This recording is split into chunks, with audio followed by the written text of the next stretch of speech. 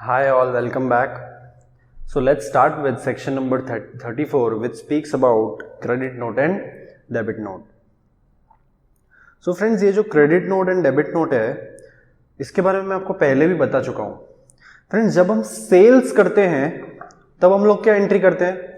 हमने डिस्काउंट के टाइम पे मैंने आपको कुछ सेल्स की एंट्री बताई थी, लेकिन मैंने उसमें टैक्स का जो पोर्शन है उसको इनकॉर्पोरेट नहीं किया था ताकि आप ज्यादा कंफ्यूज ना हो जाओ. बिकॉज आपका हमारा जो मेन फोकस था उस टाइम पे डिस्काउंट समझने पे था कि डिस्काउंट अगर पोस्ट सप्लाई है और eight the time of supply अगर हमको उस डिस्काउंट के बारे में नहीं पता है तो हम उस डिस्काउंट को एक्सक्लूड नहीं करते थे, और अगर eight the time of supply हमको उस डिस्काउंट के बारे में पता है तो उस पोस्ट सप्लाई डिस्काउंट को हम वैल्यू ऑफ सप्लाई में से एक्सक्लूड करते थे.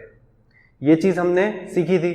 ठीक है, तो अब हम लोग समझते हैं कि सेल्स की एंट्री एक्चुअली क्या होगी. जीएसटी में क्रेडिट नोट इशू करेंगे तो उसकी क्या एंट्री होगी, डेबिट नोट इशू करेंगे तो उसकी क्या एंट्री होगी. ठीक है, so if you do sales तो एंट्री होगी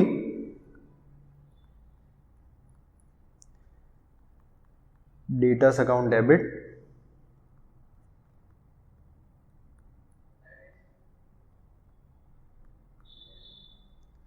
to sales account, to output tax account.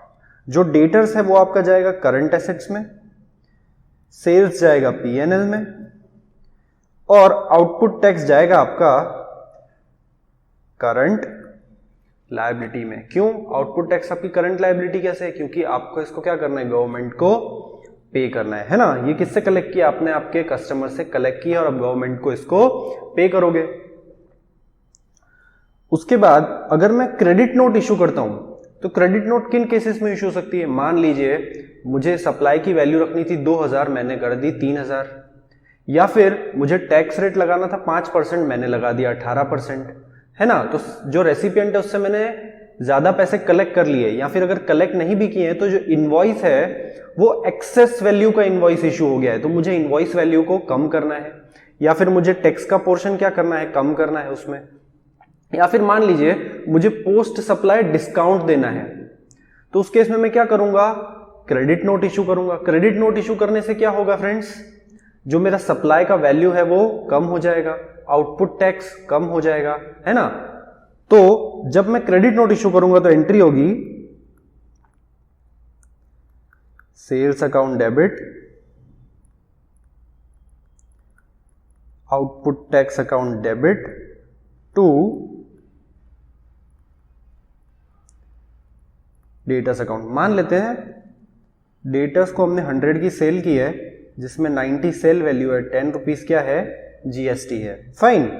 तो इस केस में क्या होगा, मान लीजिए हमने अगर क्रेडिट नोट इशू किया 10 रुपए का तो सेल्स का value is 9, output tax is 1, debtors is 10. ठीक है, 10 रुपए का क्या इशू किया, क्रेडिट नोट. तो मतलब 100 का कितना इशू किया, 10%. 10% क्या किया हमने, वैल्यू ऑफ सप्लाई को रिड्यूस कर दिया. तो टैक्स भी 10% कम होगा. कलेक्ट कितना किया था, 10, वापस कितना करेंगे, 1, 10%, है ना. सेल्स कितना था, 100 का, आई मीन डेटर से कितना लेना था, 100, अब कम कितना कर दिया, 10, तो अब कितना लेना है, 90. तो 10% हमने क्या कर दिया, कम कर दिया. मान लेते हैं कि मैंने जो इनवॉइस इशू किया वो 3000 का करना था लेकिन मैंने कर दिया 2500 का, तो मुझे सेल्स को बढ़ाना पड़ेगा. उस केस में क्या करूंगा, मैं डेबिट नोट इशू कर सकता हूं. या फिर मुझे टैक्स लगाना था 18%, मैंने लगा दिया 5%, तो मैंने टैक्स कम कलेक्ट किया अपने कस्टमर से तो मुझे उस टैक्स को बढ़ाना पड़ेगा. तो इस केसेस में क्या होगा, मुझे सेल्स को बढ़ाना है तो मैं क्या इशू करूंगा, डेबिट नोट इशू करूंगा. तो डेबिट नोट इशू करने की एंट्री क्या होगी, it would be same as the first entry. ठीक है, फाइन, क्लियर है. सेम एंट्री होगी जो हमारी सेल्स की एंट्री हुई है. फाइन. तो ये होती है credit note and debit note की entry. This was sales, this is credit note and this one is debit note. अब फ्रेंड्स कंसेप्ट क्या है, तो ये कंसेप्ट भी हम लोग ऑलरेडी पढ़ चुके हैं डिस्काउंट के टाइम पे. कंसेप्ट ये है कि जब आप क्रेडिट नोट इशू करते हो तो क्या हो जाता है, आपका सप्लाई का वैल्यू कम हो जाता है और आपका आउटपुट टैक्स लायबिलिटी रिड्यूस हो जाता है। देखिए आपको गवर्नमेंट को कितना पे करना था, 10 रुपए, लेकिन क्रेडिट नोट इशू करने के बाद कितना पे करना पड़ेगा, 10 - 1 = 9। 10 रुपए पे करने थे, लेकिन क्रेडिट नोट इशू किया जिसमें 1 रुपए से टैक्स क्या हो गया, कम हो गया, तो गवर्नमेंट को अब कितना टैक्स पे करना पड़ेगा, 9। तो क्रेडिट नोट इशू करने से क्या होता है, आपका टैक्स लायबिलिटी कम होता है। और डेटर आपको पहले कितने देने वाला था, 100 रुपए देने वाला था, है ना। अब आपको डेटर कितने रुपए देगा, अब आपको डेटर देगा केवल 90 रुपीज, 100 - 10, क्योंकि 10 आपने क्या कर दिया, रिड्यूस कर दिया। ठीक है फ्रेंड्स, फाइन, क्लियर है, समझ आ रहा है। तो गवर्नमेंट ये कहती है कि जब आप एक्सेस अमाउंट का इनवॉइस इशू कर देते हो या एक्सेस टैक्स चार्ज कर देते हो या आपको डिस्काउंट देना होता है, तो इन सारे केसेस में क्या इशू करते हो आप, क्रेडिट नोट इशू करते हो और उससे आपका टैक्स लायबिलिटी रिड्यूस हो जाता है। सिमिलरली अगर आपने टैक्स इनवॉइस कम वैल्यू का इशू किया है ना, टैक्स कम चार्ज कर लिया आपने कस्टमर से और बाकी कलेक्ट करना चाहते हो, है ना, तो इस केस में क्या होगा, आप डेबिट नोट इशू करोगे। तो डेबिट नोट इशू करने से क्या होगा, आपका टैक्स लायबिलिटी बढ़ेगी, जो आपको कस्टमर से रिसीव करना है वो अमाउंट बढ़ेगा। तो गवर्नमेंट कहती है कि क्रेडिट नोट जो इशू करनी है आपको, वो इशू करने की एक टाइम लिमिट है, और वो time limit is same as what we have learned in case of input tax credit.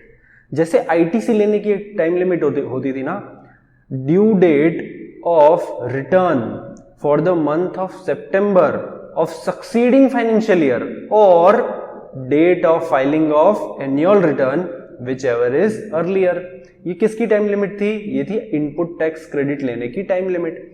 उसी तरीके से अगर आपको क्रेडिट नोट इशू करना है तो क्रेडिट नोट इशू करने की भी सेम टाइम लिमिट है। मान लीजिए आपने इनवॉइस इशू किया 1/4/2019 को, तो इस इनवॉइस से रिलेटेड अगर आपको कोई भी क्रेडिट नोट इशू करना है तो आप कब तक कर सकते हो, आप you can do it by 20th October 2020 which is the due date of filing return for the month of September और actual date of filing annual return। annual return file करने की ड्यू डेट तो कौन सी होगी, 31st December 2020, लेकिन मान लेते हैं आपने एनुअल रिटर्न फाइल कर दिया on 10th September 2020, so whichever is earlier comes to 10th September 2020। so maximum आपको क्रेडिट नोट कब तक इशू कर देना है, 10 सितंबर 2020 तक इशू कर देना है। ये कौन सी डेट है फ्रेंड्स, ये एनुअल रिटर्न की डेट है, और ये कौन सी डेट है, ये डेट है सितंबर के रिटर्न की डेट। ठीक है, return for September of succeeding financial year. इन दोनों में से जो भी डेट पहले होगी उस दिन तक क्या कर सकते हो आप, क्रेडिट नोट इशू कर सकते हो। क्रेडिट नोट इशू करने से क्या होगा, टैक्स लायबिलिटी कम हो जाएगी। ठीक है फ्रेंड्स, क्लियर हो रहा है, समझ आ रहा है, क्यों, उससे सप्लाई का वैल्यू कम हुआ तो क्या हो जाएगा, ऑटोमेटिकली टैक्स का वैल्यू भी कम हो जाएगा।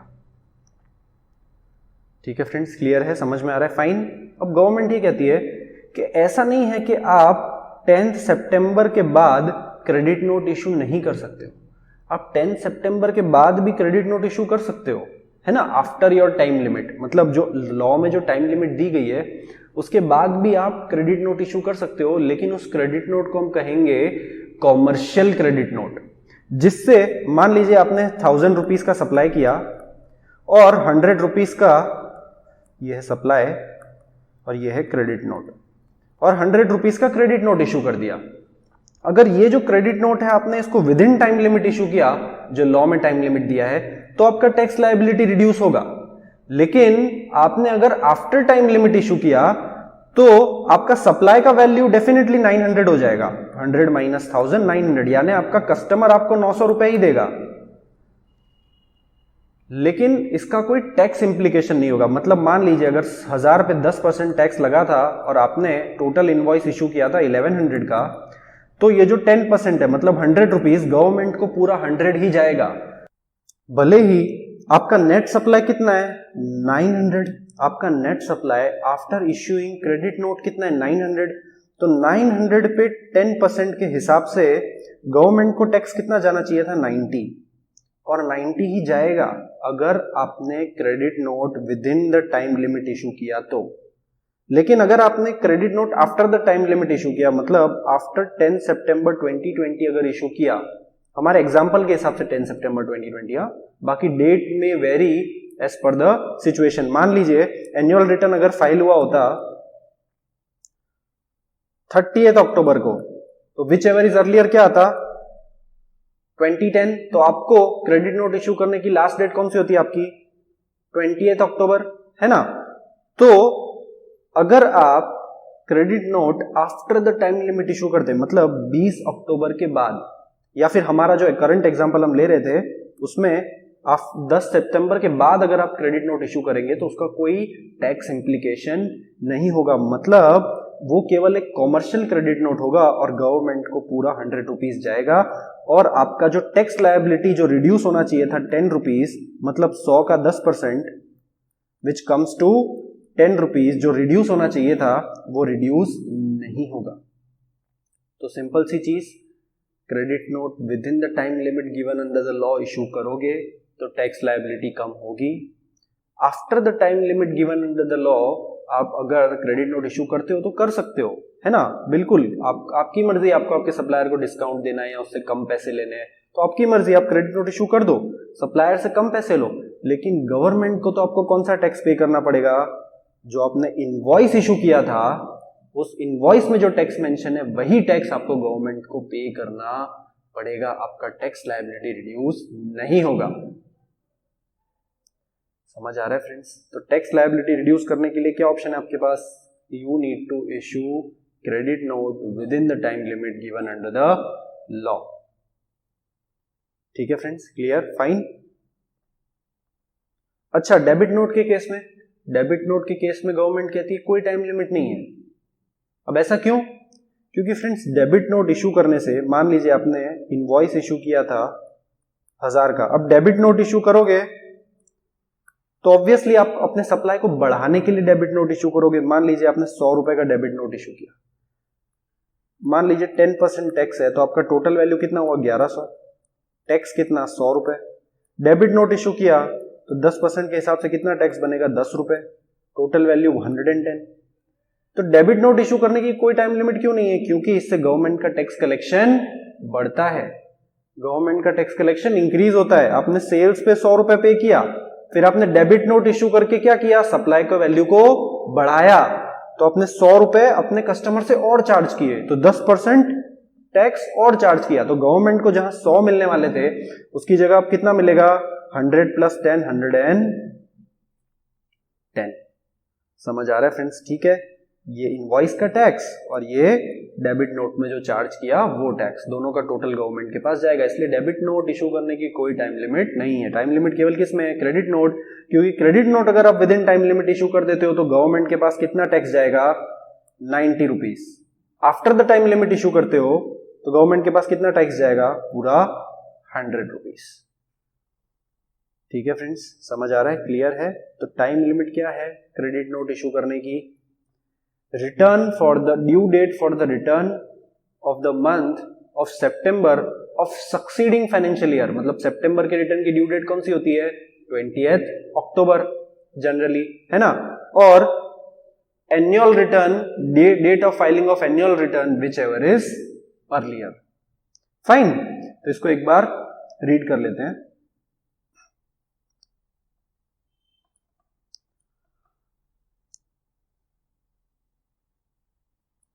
During the course of trade or commerce, after the invoice has been issued, invoice issue करने के बाद there can be situations like supplier has erroneously declared a value which is more than the actual value of goods। जो supply का value declare हुआ है वो जितने goods supply हुए हैं उससे क्या है, ज्यादा वैल्यू डिक्लेयर हुआ है, जितना पैसा लेना था उससे ज्यादा पैसे का इनवॉइस बन गया है। या फिर supplier has erroneously declared a higher tax rate, मतलब 5% लगाना था उसकी जगह कितना टैक्स लगा दिया 12% या 18%। Quantity received by the recipient is less than what has been declared in the tax invoice. जो क्वांटिटी रिसीव की है रेसिपिएंट ने और जो क्वांटिटी मेंशन्ड है इनवॉइस में, उसमें डिफरेंस है। और क्वांटिटी किस में ज्यादा है? इनवॉइस में। मान लीजिए इनवॉइस में 100 kg है और रेसिपिएंट ने केवल कितना रिसीव किया है? 50 kg। तो 50 kg का इनवॉइस ज्यादा बन गया, तो 50 kg का क्या बनेगा? Credit note. ठीक है। The quality of goods is not to the satisfaction of the recipient. मतलब रेसिपिएंट जो है वो गुड्स की क्वालिटी से सेटिस्फाइड नहीं है और वो चाहता है कि वो पूरा 100% गुड्स वापस कर दे या फिर गुड्स का 20% वापस करे। तो to the extent of 20% supplier क्या करेगा? क्रेडिट नोट इशू करेगा। और एनी अदर केस, मतलब मान लीजिए डिस्काउंट देना है अपने कस्टमर को, तो वो केस। ठीक है। So in order to regularise this kind of situations, ये जो ऊपर सिचुएशंस दी हैं, इन सिचुएशंस को रेगुलराइज करने के लिए supplier is allowed to issue a document called as credit note. Supplier is permitted to issue a credit note to the recipient. Once the credit note has been issued, the tax liability of the supplier will reduce. Supplier की tax liability क्या हो जाएगी? कम हो जाएगी। देखा ना हमने journal entry में, ये जर्नल एंट्री देखी, तो जब सेल्स इनवॉइस इशू किया तो टैक्स लायबिलिटी कितनी थी? 10। जब क्रेडिट नोट इशू किया तो टैक्स लायबिलिटी कितनी हो गई? 9। क्योंकि क्रेडिट नोट से टैक्स लायबिलिटी क्या हो गई? रिड्यूस हो गई बाय 1 रुपीज। फाइन। अब ये जो आउटपुट टैक्स है अगर करंट लायबिलिटी में जा रहा है और क्रेडिट हो रहा है और फिर ये आउटपुट टैक्स डेबिट होगा, तो लायबिलिटी को जब आप डेबिट करते हो तो क्या होता है? लायबिलिटी का बैलेंस कम होता है। ठीक है, बेसिक अकाउंटिंग।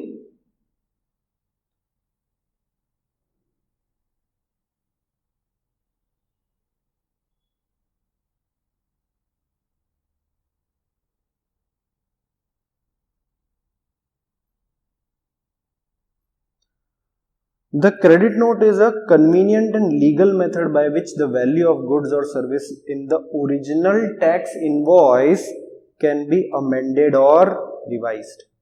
क्रेडिट नोट से क्या कर सकते हो आप? जो ओरिजिनल टैक्स इनवॉइस जो आपने इशू किया है उसकी वैल्यू को क्या कर सकते हो? अमेंड कर सकते हो या रिवाइज कर सकते हो।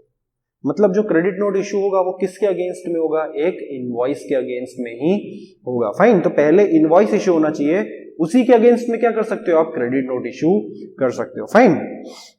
Issuance of credit note easily allows the supplier to decrease his tax liability in his returns without requiring him to undertake any tedious process of refunds. ठीक है, रिफंड्स का भी एक चैप्टर है जो सीए फाइनल में आता है कि रिफंड हम गवर्नमेंट से कैसे ले सकते हैं टैक्स का, है ना। तो रिफंड के लफड़े में पड़े बिना क्रेडिट नोट आपकी हेल्प करता है कि आप आपके टैक्स लायबिलिटी को रिड्यूस कर सको, है ना। नहीं तो एक बार आपने पे कर दिया तो आपको क्या करना पड़ेगा? फिर गवर्नमेंट से रिफंड लेना पड़ेगा। अगर क्रेडिट नोट जैसा कुछ होता ही नहीं तो आप गवर्नमेंट को क्या कहते हैं? अरे यार मुझे तो 5 ही रुपए पे करने थे, मैंने 10 पे कर दिए, मुझे क्या करो? रिफंड दे दो। लेकिन क्योंकि आपके पास क्रेडिट नोट इशू करने का ऑप्शन है, तो ऐसे केसेस में जहां पे इनवॉइस एक्सेस वैल्यू का बन गया है, उस केसेस में आपको गवर्नमेंट के पास जाके रिफंड मांगने की कोई जरूरत नहीं है और आप क्रेडिट नोट इशू करके क्या कर सकते हो? अपनी टैक्स लायबिलिटी कम कर सकते हो। ठीक है friends.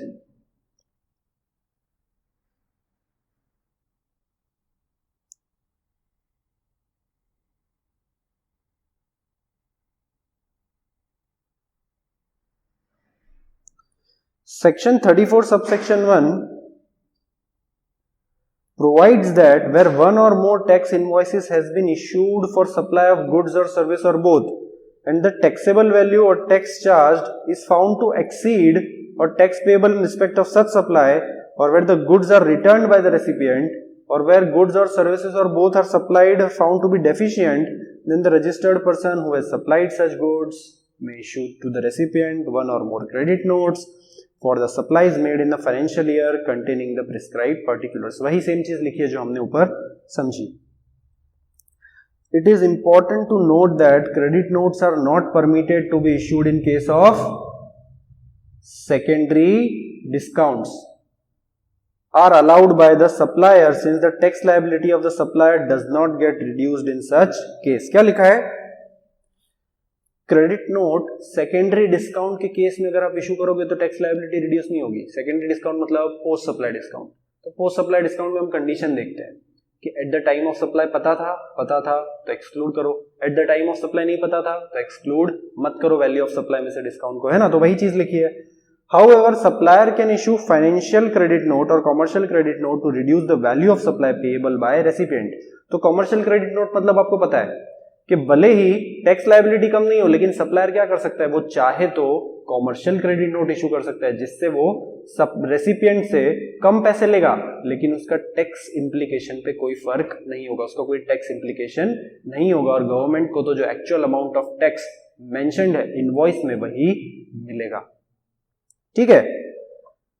Secondary discounts are the discounts which are not known at the time of supply और are offered after the supply is already over.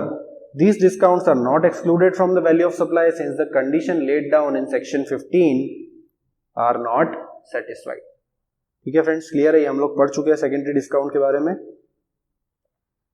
अब देख लेते हैं time limit to issue credit note. Due date of filing return for the month of September of succeeding financial year. Succeeding financial year किसका succeeding? Succeeding year of the year in which invoice was issued. ठीक है, जिस year में invoice issue हुआ हो उसका next year का सितंबर का रिटर्न का ड्यू डेट, या फिर date of filing of annual return whichever is earlier, and there is no time limit to issue debit note. Debit note issue करने का कोई टाइम लिमिट नहीं है। Fine. There can be situations when after the invoice has been issued the supplier has erroneously declared a value which is less than the actual value of goods। अब ये debit note की बात कर रहा है कि सप्लायर ने क्या कर दिया, जितना वैल्यू डिक्लेयर करना चाहिए था इनवॉइस में उससे कम वैल्यू डिक्लेयर किया, या फिर declared a lower tax rate, जितना टैक्स चार्ज करना चाहिए था उससे कम चार्ज किया, मतलब 12% चार्ज करना था उसकी जगह 5% चार्ज कर दिया, या फिर quantity received by the recipient is more than what is declared in the invoice. Recipient ने रिसीव की है 150 kgs और सप्लायर ने चार्ज किया है केवल 100 kgs के लिए इनवॉइस में, तो एक्सेस का 50 kgs के लिए हमको डेबिट नोट इशू करना पड़ेगा। यस, तो उस केस में भी क्या होगा, या फिर एनी अदर सिमिलर रीजंस के लिए हमको क्या इशू करना पड़ेगा, डेबिट नोट इशू करना पड़ेगा। So in order to regularise this kind of situations, supplier is allowed to issue a document called debit note to the recipient. Section 34 provides that where one or more tax invoices have been issued for supply of any goods or services or both, and the taxable value in that tax invoice is found to be less than the taxable value or tax payable in respect of such supply, the registered person who has supplied such goods or service or both shall issue to the recipient one or more debit notes for supplies made in a financial year containing the prescribed particulars। वही लिखा है जो हमने ऊपर पढ़ा कि tax कम charge किया है, वैल्यू कम डिक्लेयर किया है, क्वांटिटी कम है, या कोई और रीजन है जिसमें सप्लायर को रेसिपिएंट से और एक्सेस अमाउंट चार्ज करना है, उस केस में क्या करेगा, सप्लायर रेसिपिएंट को डेबिट नोट इशू कर देगा। ठीक है फ्रेंड्स, क्लियर हो रहा है? Fine. So we are done with your credit note and debit notes, and next lecture we will be starting with e way bill, which is a very very crucial concept.